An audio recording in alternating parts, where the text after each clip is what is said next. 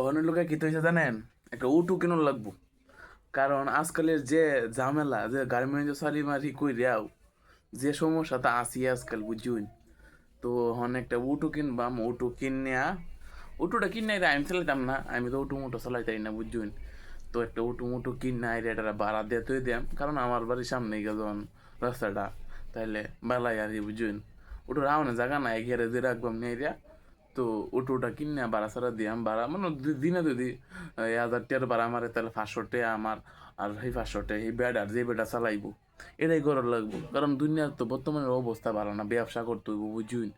ব্যবসা ছাড়া দুনিয়ার মধ্যে কোনো কামই নাই, ভালো কাম নাই। আর ব্যবসা নিজের স্বাধীনতায় কাজ করবেন, আর অন্য বেটানের স্বাধীনতায় কাজ করলে ও করে আগে অল্প করে বুঝুন। তো এই কাম সামন বাদ দিয়া একটা গাড়ি কিনা লাগবো, উঠু গাড়ি কিনে পরে বাড়িটা দিয়াম চালাইবো, মনে হয় আস্তে আস্তে একটা উঠু, 2টা উঠু, 3টা উঠু, 4টা উঠু বাইদিয়া পরে একদিন 10টা উঠু যাবো, ও হয়ে যাবো পরে ব্যবসায়ী হয়ে যায় আমাকে বুঝছেন।